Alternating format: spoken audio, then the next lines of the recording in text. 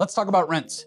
Let's talk about reductions. We're going to compare the difference between rent at $2,000 and rent at $1,800 a month and see where it lines up mathematically.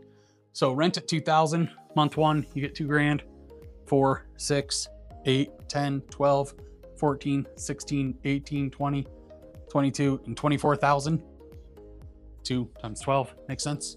That's what we're aiming for here.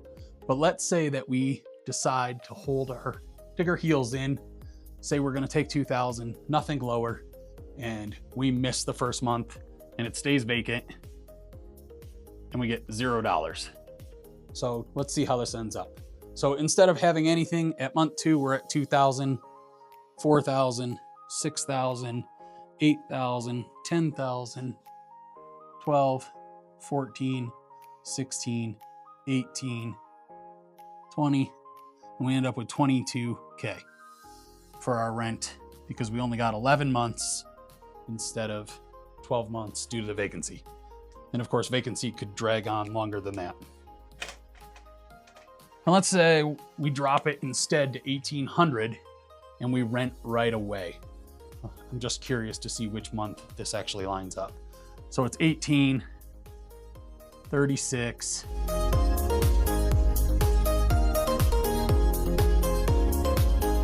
21, 600. So we actually end up with $400 less at the end of the year when we reduce the rent, which is really interesting that it's not until month 10 that these two line up, 18 and 18. And okay, you could say you lost $400 because instead of waiting and having it vacant for a month, you went ahead and reduced your price by $200, which that's a pretty dramatic reduction. It's 10%. But the interesting part is here, during this vacancy, you're paying for water, you're paying for electric, you're paying for gas. And granted, property's vacant, those are gonna be minimums, but they still are costs. You're also paying for potentially landscaping and cleaning prior to the resident moving in, because obviously it's sitting there vacant, so it's gonna need some attention.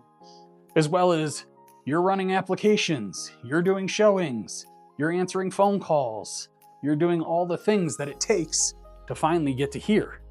So what's your time worth? Time's money to me. And I assume, I'm hoping 30 days to you is worth more than $400, but it may or may not be. So by the time you remove those bills and factor in your time, what's your time worth? And is it worth reducing your rent? Thanks for watching.